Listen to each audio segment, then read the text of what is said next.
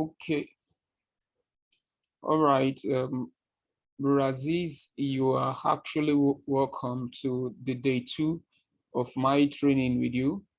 So today we would progress from where we stopped yesterday, and let's see how far we can go today. I hope we'll be able to cover up, and I intend to make today more interactive than yesterday. All I need you to do is to ask questions and make contributions in places that you feel like putting in your opinion. So we were talking about differentiate between approaches to the sourcing of requirements from suppliers. So now talking about that, we are now to have certain understanding about this. So sourcing can actually take many different approaches. Okay, it is not straightforward. It's not a single option for which we can source for suppliers and materials. And sourcing are actually related to the product or the services, the category of the product and the services. We may want to source about the product and the services, that is also sourcing, or we may want to source by looking at the quantity of the product or services. You know, sometimes you look at the market, you look at your volume that you want to buy, is how big it is. If it is so big, which means you may use that strategy to obtain economies of scale by seeking for a discount from the supplier. Since I'm doing so and so numbers, why not you give me so and so number for free? That is, buy more and get more for free, right? So then we may want to capitalize on building a relationship with the supplier. Okay, then that is also one, capitalizing on building a relationship with the supplier. It will require us to do a long-time going to a long-term relationship with the supplier, ensuring that we have shared benefits. You making certain promises, ensuring that the supplier is getting certain things as regards what they need, and you are getting what you need, but both of you are working, looking at designs together, how it can mutually benefit you and the supplier. Okay. Number 4 is about supply and demand. We can actually measure on the supply and demand. If at the time products are running out of, the market is running out of products, we may want to stock up immediately, even if we don't need that much at the time. We may want to buy more. So when there's no product in the market, we will have products in our warehouse to be able to remain in business. Then we can also measure in the skills of our procurement professionals. Some are very good. Some procurement professionals could be good buyers or good negotiators. When you have those people, you know that, okay, if I have my team of negotiators, unleash my team of negotiators into the market, they would be able to negotiate good value for money or culture or organization. So all these aspects are ways we can break into the market and obtain value for money. Now, talking about sourcing, we can break cascade sourcing into 3 positions. 1 is the single sourcing, 2 is the dual sourcing, and the other one is the multiple sourcing arrangement. Now, what is the single sourcing? The single sourcing, for instance, you are in the market and you find out that you have only one supplier in the market that can meet your need, and then you contract that supplier. So that's a single sourcing, which means you are contracting just one supplier, and this is actually used in certain circumstances. Why would you want to keep one supplier? It could be because the supplier has a monopoly. He has a kind of authority in the market. He's the only one that creates that product in the market. No other competitor. By so doing, that supplier has restricted you and every other buyers onto buying from him or her alone. Another one could be the supplier is giving you economies of scale. Economies of scale is like when you buy more, like we have talked about, he gives you free, he gives you more for free. You see, each volume, each large volume you buy, it attracts discount to you. If the supplier is into that, it will require you to want to buy from that supplier alone.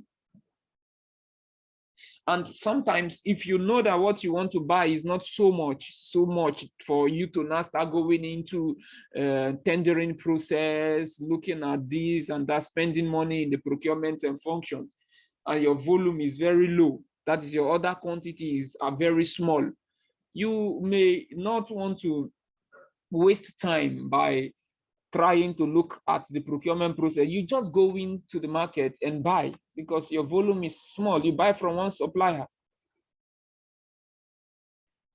Okay. It's clear. Yeah. So you can obtain value for money. So now this brings us to dual sourcing. Dual sourcing, now you have multiple suppliers, 2 suppliers that you're dealing with. And these 2 suppliers are meeting your needs. Okay, but why would you be restricted into using 2 suppliers? That is maybe in a situation where one supplier is not being able to supply your requirements. And if the product you want to buy is critical to your organization, that is critical means if anything happens that the supplier is not meeting up, it may likely push you out of business or make you lose certain amount of money. By so doing, you now know that I think I need 2 suppliers. So if this one is out of business, this one will be in business. So my business too will be booming and be functional. So that's one reason why you keep 2 suppliers. But there are certain areas like we talked about that you can use the multiple sourcing. That is, you're looking at buying from so many persons. One of it is that if the suppliers in the market are not being able to do your volume, the huge volume that you have, you now start gathering lots of suppliers. Maybe their capacity is low. You're putting them all together so you can get what you need. You're buying from every local shop. You're buying from every manufacturer around. Why? Because you want to remain in business. And by so doing, you can still remain in business and not go out of business. When your customers comes, you have products to service them because you have been there. Your business too can be running. Your machines will be running because you're buying from everybody. Okay. Yeah. So now when we now define in this section that we're talking about defining selection criteria, we can also consider the supplier relationship also. When what you are buying is critical, you know, yesterday we talked about critical and we talked about core, right? When something is core to you, is critical. So at that time, you may want to collaborate, go into partnership, strategic alliance with the buyer. So there must be partnership or strong collaborative relationship within single sourcing. If you're using single sourcing, remember that person has a monopoly. A single sourcing option means that the supplier has more power than you. So you may want to be so close to them that in a way that they will not put you down. But with dual sourcing, the relationship should be collaborative also in a form of strategic alliance. The single sourcing is stronger than the dual sourcing. But why the multiple sourcing strategy is likely to be more transactional. You're buying from everybody, so they are competing against themselves. It's not a monopoly thing. If supplier B is wasting your time, you move to supplier C. If C is not ready, go to D. D is not ready, come back to A and check B again and back to C. Can you see that? So all these are things that you must be conversant with and know when to use them. When it's going to be transactional, which means the members, the product you're buying are not core to you. So now, when must you use tendering? You should be conversant with that. Okay, so let's move into it. But before that, let's talk about the different kinds of tendering we have. We have one, the open tendering. We have the restricted tendering. And we have the negotiated approaches to tendering. Okay, now when we talk about tendering, what are we talking about? We're talking about when you start on by planning your sourcing process. You're meeting with your team, you and your team people are planning how you're going to source. Then you now initiate the tender. When you initiate the tender, you now send the tender to the potential supplier in the market. And you do your verification. Once you get your qualified supplier, what do? You award the person or what the people the contract, and then the contract will start, and that is implementation commences. They now start doing the business. They now start carrying out the needs. The project is on. So the tendering document actually carries certain information. You are conversant with the word invitation to tender. We are doing tendering, like some persons in an organization may want to say. We are doing tendering. We are into tendering right now. This is the tendering phase. So what information should be in the invitation to tender? The ITT, the company information. That is your own company information would have to be in the ITT. The specifications of the product that you want to buy or the services that you need would have to be there. And what is required for the supplier as regards the contract must be included. The terms and conditions must be stipulated. And the deadline for submission must be written in there for them to be conversant with it. So now this brings us to understanding the three kinds of tendering which we have. I said the first one is the open tendering. The second one is the restricted tendering. The third one is the negotiated approaches to tendering. So open tendering is most commonly used worldwide. When you are looking at a large pool, it is used when the buyer expects there to be a relatively limited interest. And so few bids are to evaluate it. You look at the pool, you are looking at the whole world as your pool, because the kind of specification you are coming with could be very, very stringent, and you don't think every Dick and Harry organization can service you.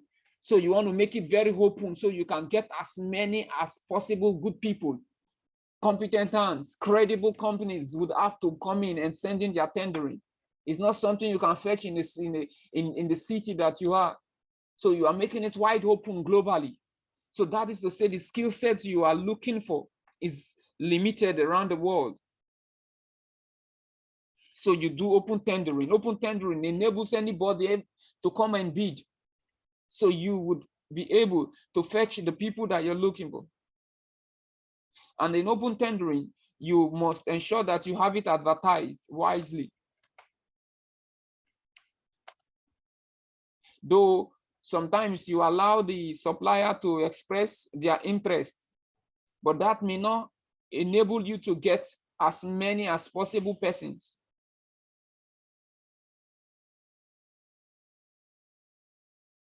Okay, so once you have it, you evaluate the bids. When you send out invitation to tender, what they give you in becomes the bids. So you now sit down and you evaluate the bids against predetermined evaluation criteria. And the one that offers the best for money will be offered the contract. And remember, when you want to select your supplier, always remember what? Most economical and what? Advantageous, most advantageous and what? And economical tendering. So you consider that. That is what you do. So where do we now use the restricted tendering? The restricted tendering, here now, you as a procurement professional, you go out by advertising the opportunity for interested suppliers to respond. But now what are they going to be responding with? They are not going to be responding with their bids. They are just only responding with expression of interest. like the name implies, restricted, which means not everybody is allowed. It's not like the open tendering that everybody is allowed, but now, not everybody is allowed. So once you send it out, because you have stipulated criteria, if you're not 10 years in the industry, do not respond. If you don't have so amount in your account, do not respond. Okay, so these are what you do. That is why it is called the restricted tendering. So now what are they going to respond in with? The expression of interest. They will show their interest. And now this is then required to complete a pre-qualification questionnaire.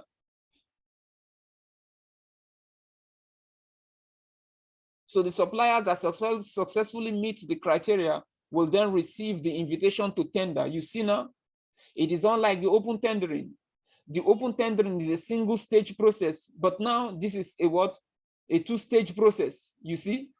So the difference between this and the open tendering is that the restricted tendering is a two-stage process, while the open tendering is a single-stage process. Because in the restricted tendering, you advertise and they send in their expression of interest, and which you then use your PQQ, your pre-qualification questionnaire, to establish their qualification. And the ones that qualifies, you now send them the invitation to tender directly. You're not sending the invitation to tender to anybody. You're sending to only the pre-qualified ones. So restricted tendering actually enables us, the buyers, to create a short list of suitable bidders that will progress to more detailed evaluation. That is what the restricted tendering does. Then negotiated tendering approach. It is specifically. Sorry. Hello? Yes. Sorry. You are now in slide number. Which number? I don't know. I'm not looking at the number. You just follow me. I'll let you know the number that yes. I am. Sorry, yeah, but it looks like the screen it's stopped. Really? Yes, because okay. single sorter and dual sorter. Okay, the screen could be stopped, but can you understand what I'm saying? Can you? Sure. Okay, yeah, but I just want to continue with you just to see. Okay, just hold on. If the screen has stopped, it shows that when you are receiving the recorded version, you will get everything clear. Okay, let's see. Okay. Let me stop the sharing of it and retake it back. Okay. Okay. Let's see. Okay, confirm from me and confirm to me. Yeah, 20. You can see it's 20, right? Yeah. Okay, is it clear? Is it clear there? Yes. Thank you so much. Thank you. You're welcome. Continue. Okay, so that is it. Negotiated tendering approach. Here now, it has the process of you following through the same model, just like the restricted style, because you also advertise. Okay, you advertise and then you invite them to send in your sending the expression of interest. But the difference is that the negotiated tendering may only involve a single supplier. Now you're dealing with just one person or maybe few of them. Because this kind of contracts are more complex, so you want to deal with the people one-on-one. Negotiated tendering can reduce the cost and the duration of tendering. You can see because you have cut off a chunk of the process.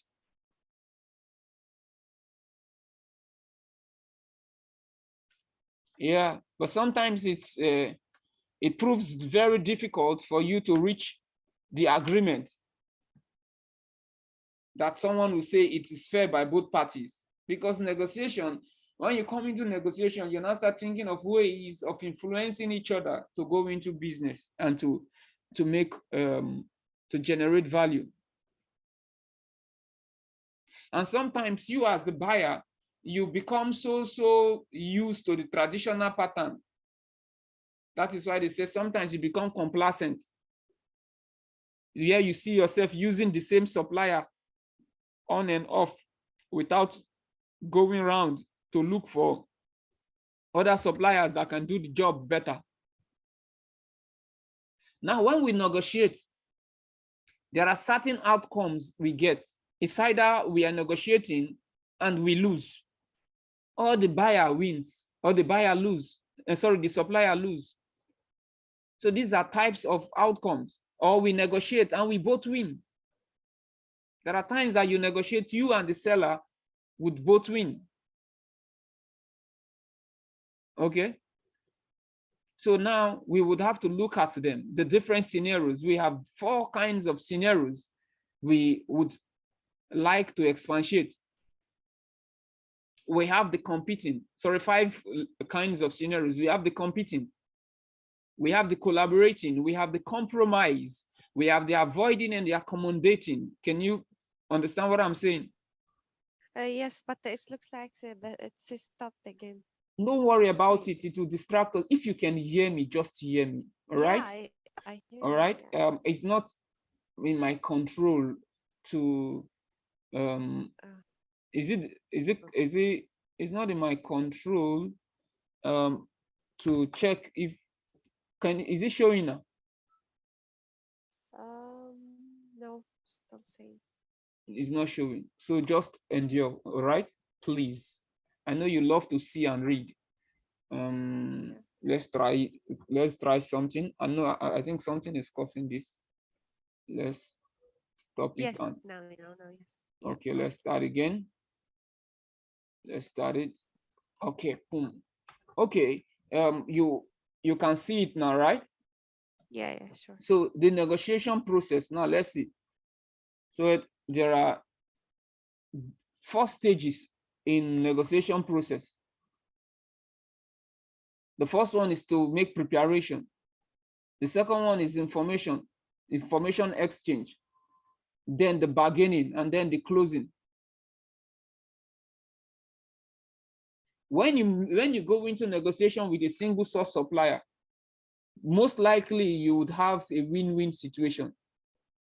But in a multiple or a dual source negotiation, it does not have a win-win outcome. Because if you move into a market where everybody, they are there all selling what you want to buy, you have to ensure that the one that is giving you the most economical and advantageous tender wins the job. True or false? Hello? Yes, I can hear you. What happened? I need you to give me feedback. Yes. Yeah. Okay. Yeah. So we're talking about the 4 stages, which I've just explained, but we'll look at it in detail. But for now, when we want to negotiate, we have 5 strategies. When we coming up with a competing strategy, it means that we must win and the seller must lose. When we come up with the collaborating strategy, what happens? We are looking at strategic relationship. We are looking at co-destiny. Then when we talk about accommodating, we are ready to let go certain things for them.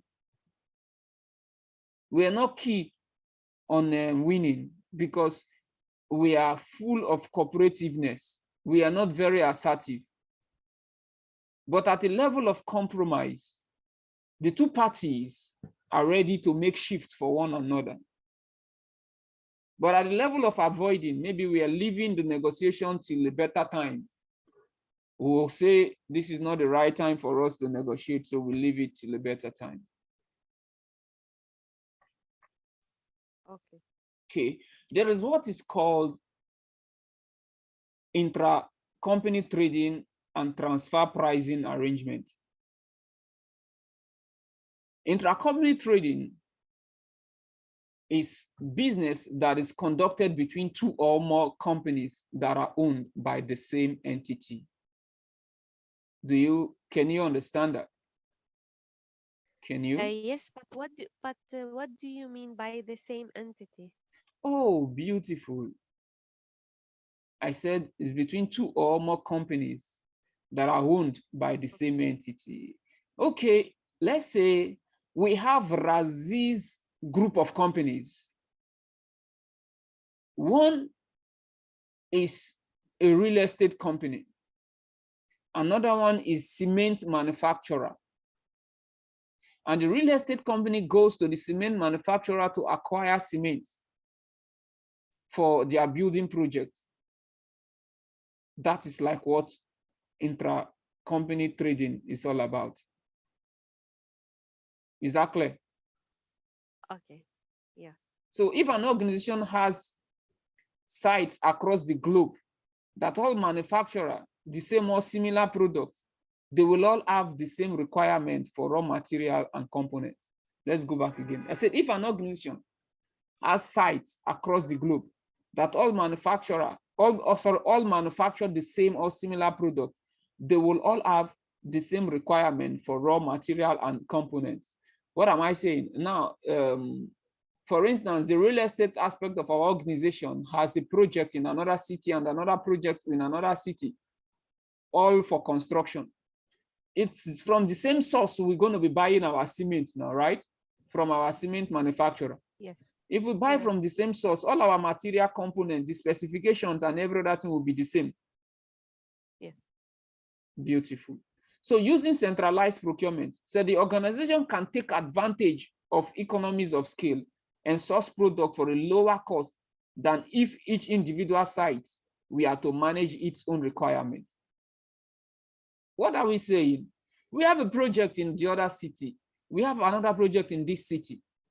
Instead of we allowing the project manager in city A to go and bargain on its own and buy product, and the project manager of city B to go and bargain on its own and buy product, we say, no, let's have a centralized procurement, which means it is only one party that will be buying for every one of us. When they buy, they will not share it among all the cities. Is that clear?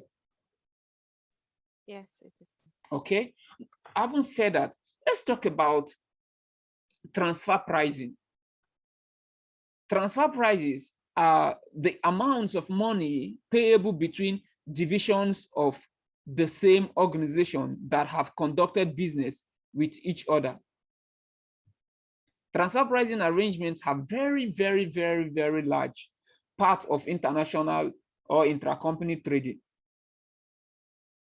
The transfer price, like I said, the amount of money payable between divisions of the same organizations. Can you see the other company, the other project in the other city can pay certain amount of money to the other project in the other city? Why? Because they could be exchanging materials and other resources.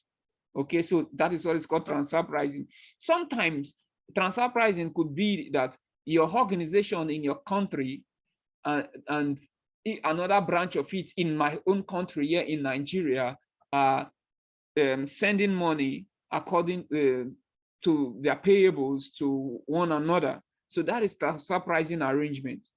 So the objective, why would you want to ensure that the money is moving within your organization?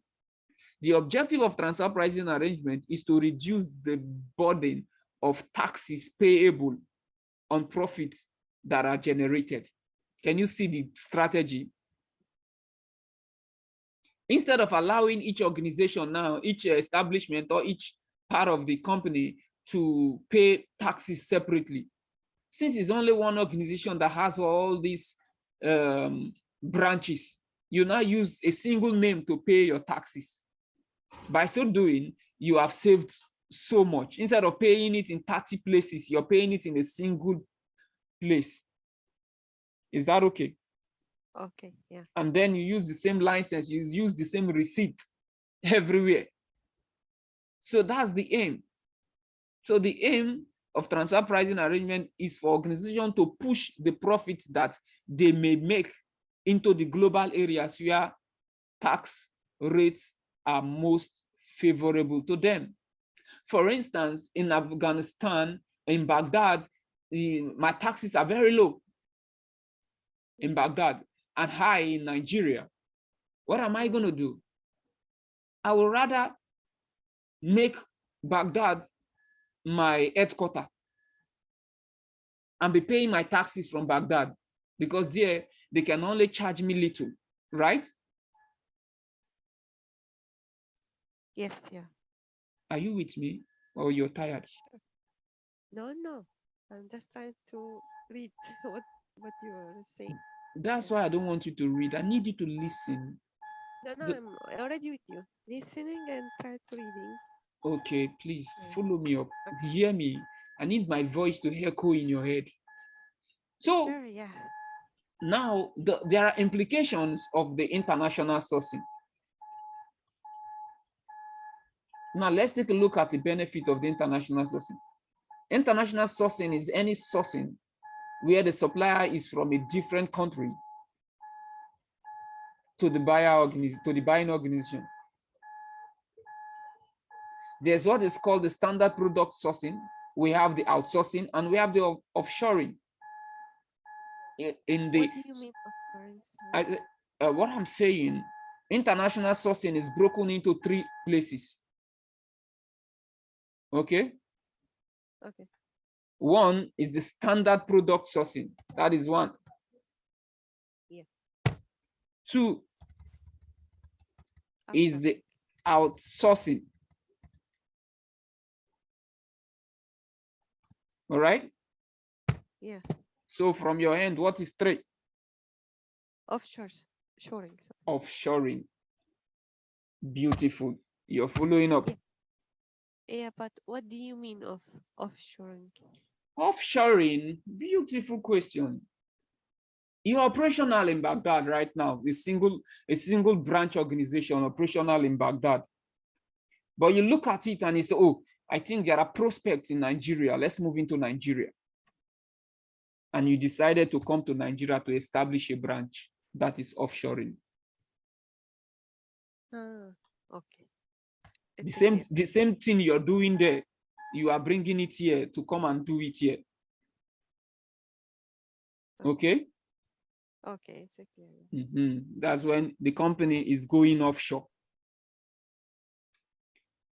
So that's that.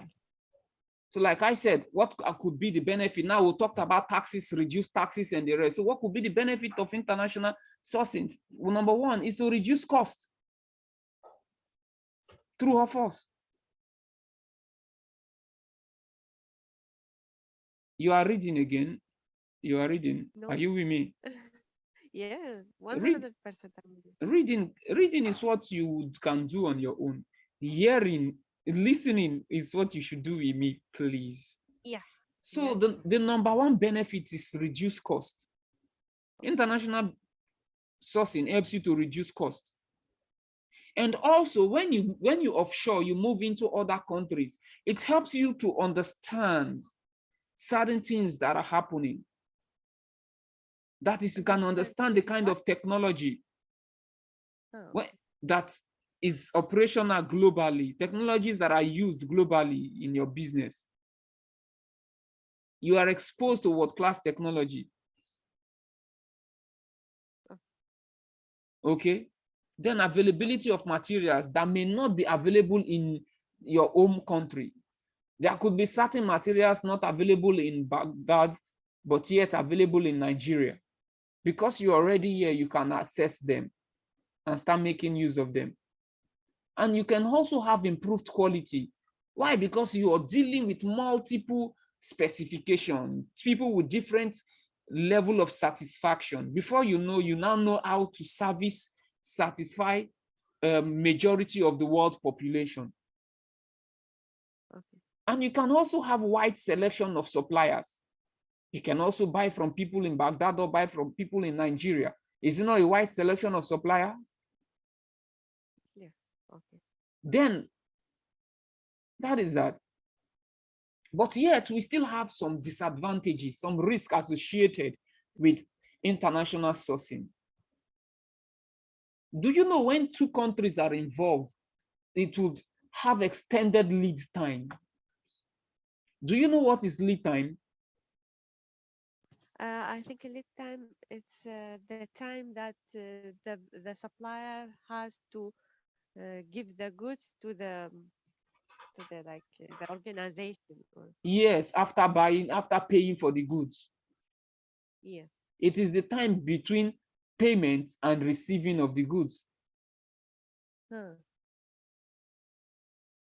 So importation and exportation rules and regulations, sometimes it could be restricted.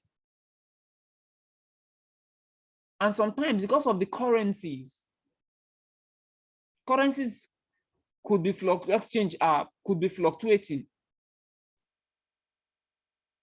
You bought it less there, but now you have to sell it. You bought it high there, you have to sell it less here now. It will affect you, the exchange rate. It may. Okay. So the payment methods and guarantees sometimes varies. It could take you longer time to pay here, or maybe the amount you can pay in certain times. And we can also have cultural differences. The way you do business here could be restricted. And language barriers also. We may not understand one another, which could require you to recruit an interpreter. That is another cost for you. Yes. Then what about the time zone? It could be that when I'm sleeping, it is when you are awake. So by so doing, it will require you to have two teams that will be running shifts, right? Yes, you're right. And we may have quality issues. A product that is acceptable in Nigeria may not be acceptable in Baghdad Yes, you're right.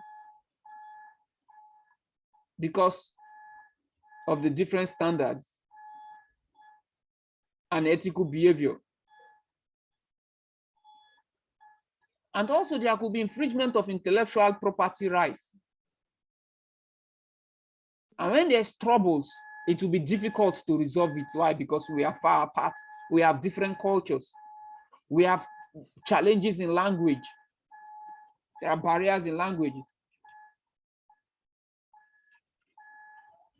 Okay. Okay. Okay. Clear. Now let's take a look at the typical selection criteria. Now, who are we selecting? We are selecting suppliers, right? Yes, we are selecting suppliers. Mrs. Yes, Reader, supply. you're reading again. No, So there is a useful tool when defining awarding criteria, which I told us yesterday, the kata stances, right? yes, right. We talk about their capability, their capacity. We talked about their cash, their clean, and so on and so forth. Yeah. You can make reference to it. So you have Yes, to sure. ensure that they are falling in line in all these areas. Yeah. You also look at their quality assurance when selecting external suppliers. You have to understand if the potential supplier is committed to continuous improvement, or they are observing total quality management. When we talk about continuous improvement, we are looking at identifying, making plans, going back to execute, and after execution, going back to review what they have executed to see if they would have to identify an aspect that could be better.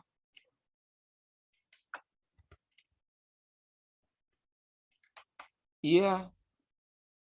Yes. So total quality management said this is a management approach that works toward long-term strategic success through the complete customer and consumer satisfaction.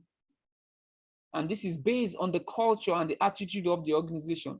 And it requires everyone to believe in the process. Total quality management is talking about everybody in the organization, not for specific people. Everybody in the organization are encouraging quality. As senior management is preaching quality, senior management is also releasing money for quality. Okay. Yeah. So total quality management includes focus on consumers. Remember, you focus on who? Consumer, the person that will use the product. You want to satisfy them and keep satisfying them. So you put your gaze on consumer, the person that will use the product.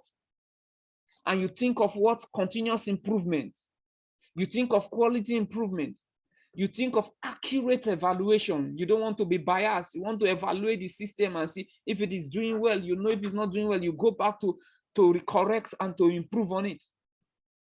And ensure that it involves all employees. And now we're talking about the selection criteria. So you have to ensure that the supplier you are selecting has all these attributes. You also may want to look if they have environmental awareness or sustainability. You don't want people that will be messing up the atmosphere while they are working for you. So you have to look at somebody or an organization that is environmental friendly. Are they carrying out their corporate social responsibilities? That is, are they giving back to society? So any supplier that shows this kind of behavior contribute positively to the environment. You may want to look at their technical capabilities. Are they competent? Do they have the skill and technical know-how? For you to access the technical capabilities, you must request a sample from them and you go by testing it, looking at the specification. What kind of machines do they have?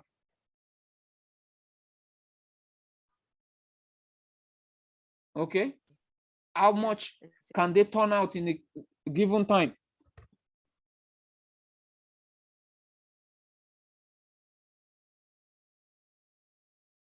Then you know there's what is called labor standard. You must check their organization as against modern slavery, ensuring that they are not enslaving people to work for them. You look at their policies set by the International Labour Congress if they are meeting up. You may also want to check their financial capabilities and credit rating scores. Here now you want to discover if the supplier are financially stable.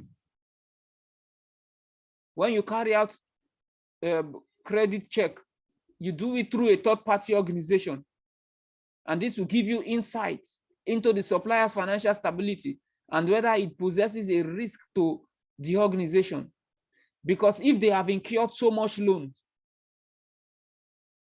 you know that if anything happens and the banks are coming for them, they may want to use your money to service their loans. Now, let's take a look at the importance of financial stabilities and you carrying out a due diligence check. Why must you do all these checks we are talking about? All these checks are the due diligence checks. Why? Because you want to avoid delay or failure to supply.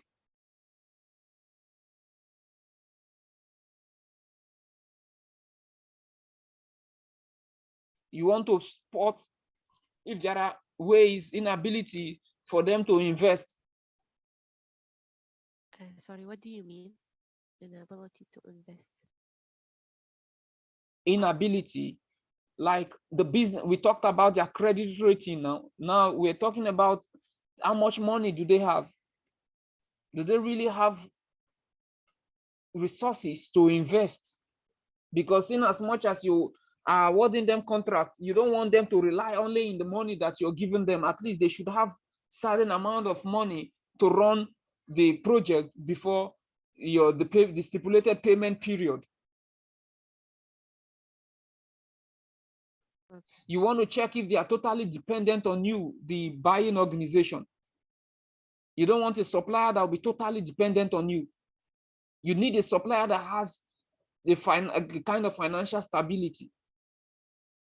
So by understanding the financial position of a potential supplier, the procurement professional also gains an idea of what style of negotiation to use, because you have been able to understand where they are lacking and where they have their competencies. If a supplier is in a strong financial position, they may not be as keen to make concession with the negotiation, right? If they're in a strong financial position, it's as if they don't need your money. So it will be difficult for you to influence them. As you're doing this, you're knowing how to negotiate. You're right, yeah. Okay, so now let's talk about the ratio analysis and take a look at profitability, liquidity, gearing, and investment. So all these things are things that we will do in line with the due diligence that we are carrying out. Ratio analysis may be used to give an overview of an organization's profitability. The ratio analysis will open you up to the liquidity or the gearing and the investment of the organization. CIPS will say, from this, the financial health of an organization may be determined. Financial ratio analysis objective includes to track company performance, to compare the supplier's performance against those of other organizations in order to gain competitive advantage. So what are the information required for us to put together the ratio analysis?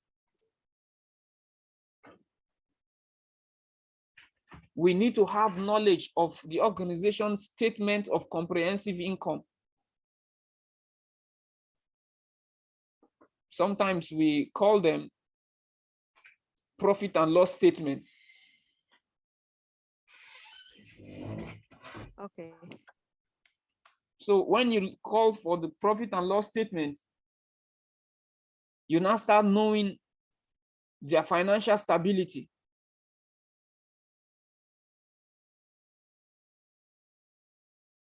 Now, what are you looking at in there? You're looking at the income hand. How much have they gotten in? And how much are they spending over a period of time? If you see that what they are spending is higher than their profit, you know they are eating up their assets, right? Yes. Number two is the cash flow forecast. That is a document showing the source of cash coming into an organization and the ways in which the cash is spent. Another one is the statement of the financial position. The statement of their financial position, how well are they doing in time?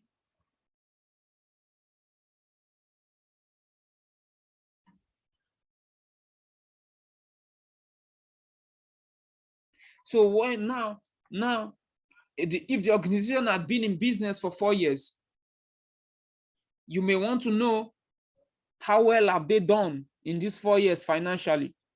By trying to know over the period of 4 years how well have they done, is you understanding their profitability ratios. You are calculating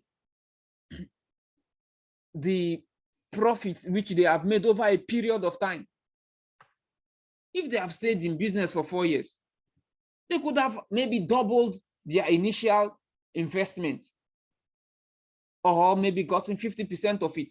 But if they have not, yet they are still struggling with 10% of the total invested capital, you know the organization is not doing well. It's not an organization to contract. You leave them and go for the next one.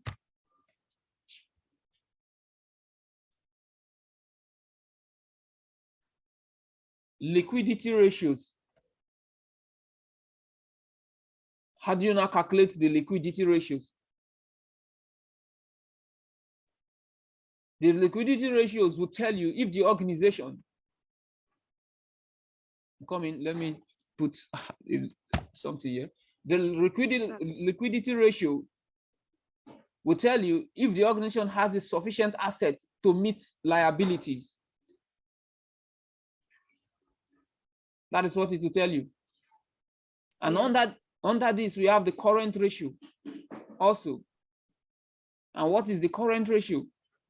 That is the total cost over the current liabilities. The total cost over the current liability. Okay. So as all this which we are saying, you come back to re-listen and reread so you can understand it better.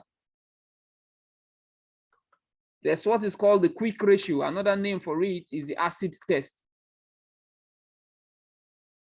Sometimes called the liquidity capital ratio or the liquidity ratio. Okay.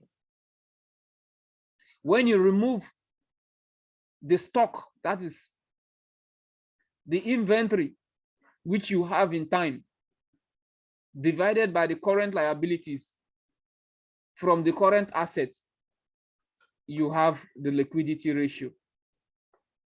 So liquidity ratio, which is the acid test, you want to know if the organization has the understand it. What are you trying to establish? You just want to know if the organization has an asset that is good enough to cover its liabilities.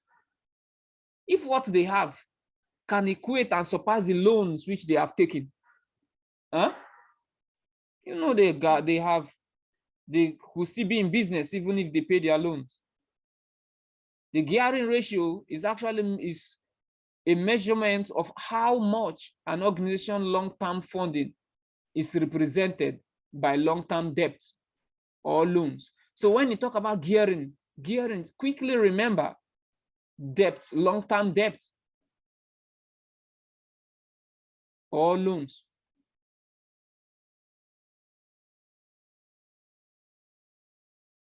Okay. If they are totally, Okay, yes. if they are if they have high gearing, it means that there is a lot of long-term debt within the organization, and that is a risk. If in 2022 they have not been able to pay their 2015 loans, something is wrong. They have not been doing well in business over years, right? Right, yeah. So low gearing means they have been able to pay their long-term loans. What is remaining is just the short-term loans. So you can contract them. And another way for you to know if they are capable, if you should select them, is to check for their ROI. That is their return on investment, by carrying out the investment ratio. How do you now carry out the investment ratio to know if they are on good standing? You look at their net income and you divide it by their gross income. Okay.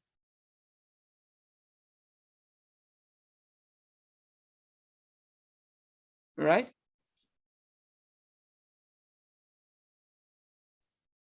So, for the sake of exams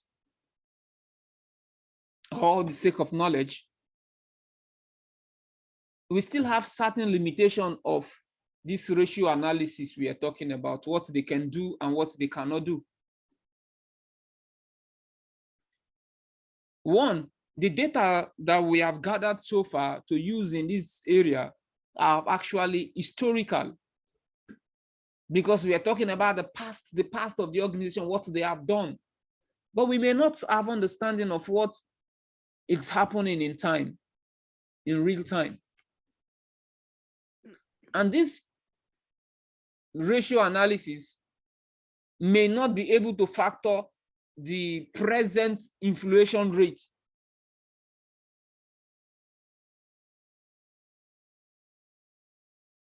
Oh, they are not doing well. But it may not tell you over years if it was not their making. It was because of inflation hits the industry or maybe the country. It may not be able to tell you. And this will not show you the reasons for trends. It may not tell you that in so and so year, they did better than last year.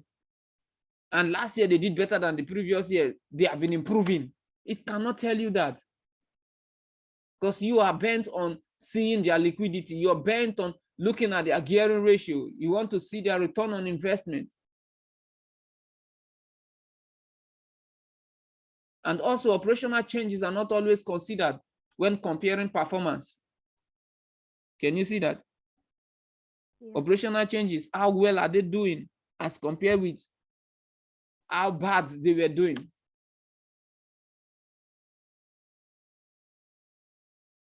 Okay. So, okay, yeah. So when comparing prices from bids or quotation, it is important to carry out a fair analysis. Do not be biased.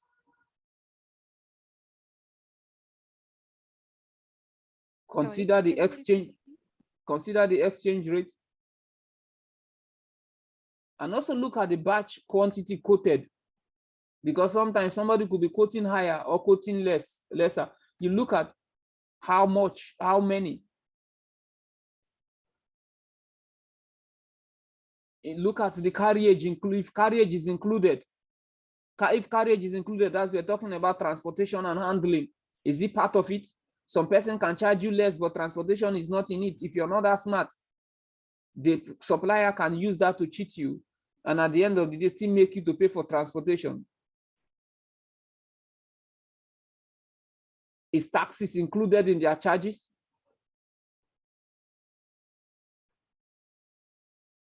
Are there any condition in payment terms? Would they still want you to retain their money even up to 90 days? Or this one is saying is you must pay now? Are they willing to let you pay 5%, 10%, 20% now and pay the rest later? But all these things are things you would consider as you're doing business. Now we talked about international sourcing. When you're sourcing from another country, you must consider what is called the Incoterms. Incoterms. Yes. Okay. Yes, It has to be we normally considered. use it. Pardon? We normally use the Incoterm. There is a lot of type of Incoterm. Delivery at a place, delivery at something like that. Beautiful. So you must know that, because if you don't know carriage, lifting, you don't know all those terms, they may cheat you. Okay. So you must consider Incoterms as part of your decision-making criteria in selecting the preferred supplier. You also would be required to look at the total life cycle cost. You know what total life cycle cost is all about? That is to say, from initiation down to installation, after installation, from usage down to retirement, the total life cycle cost. Acquisition cost is part of it. Tooling is part of it. The insurance, the operation, as you're operating it. What about maintenance? At a time, you could be required to train your personnel that will be using the machine. And even when you store materials or store the machine too, you lose money. Even when you're tired of it and it's no longer working and you want to dispose it, disposal is not free. So when you look at individual supplier, you consider them as against the total life cycle cost. Don't only look at the acquisition cost, the initial price you pay. Don't only look at that. What you pay, the initial price you pay could be less, but in operating, you will spend more. Maintenance could be difficult sometimes, that it will require you to even dispose of the equipment whenever it's not working. So when deciding which supplier to award the contract to, you as a procurement professional should carefully consider the life cycle cost. That is for you to know how much it will take from your pocket by you owning that equipment, or maybe incurring the services. Okay. Okay.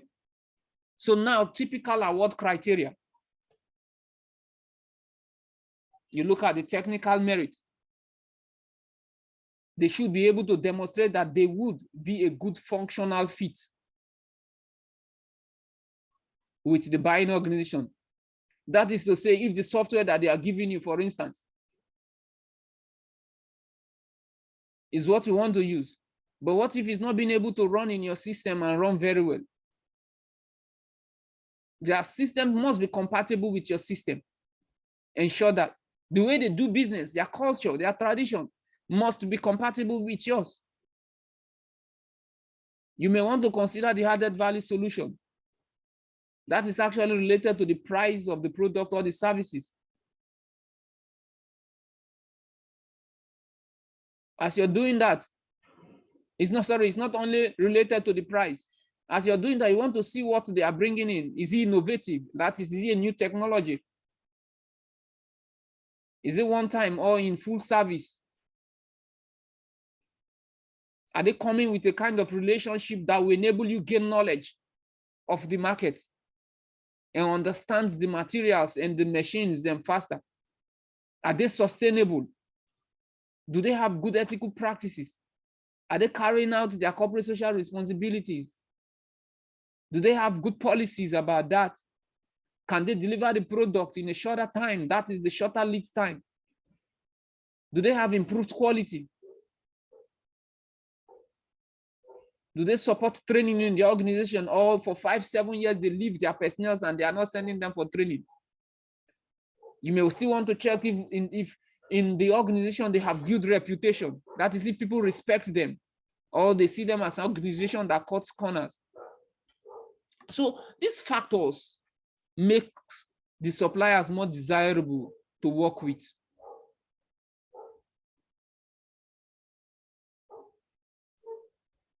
Okay. So you must balance that.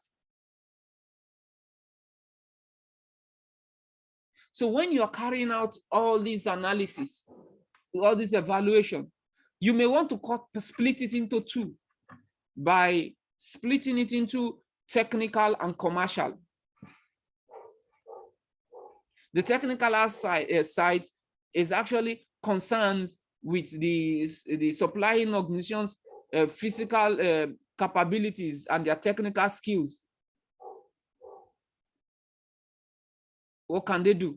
Why the commercial is the financial. The technical side, you're looking at the specifications, their quality standard, their sustainability.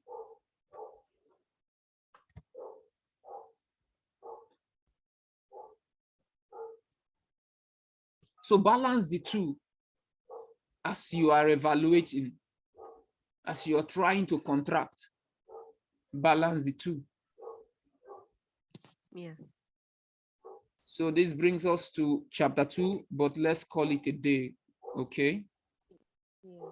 We are on slide 33. We are very slow. We are wasting all our time. Tomorrow we will do better. Okay. Can we, But hold on, let me stop the,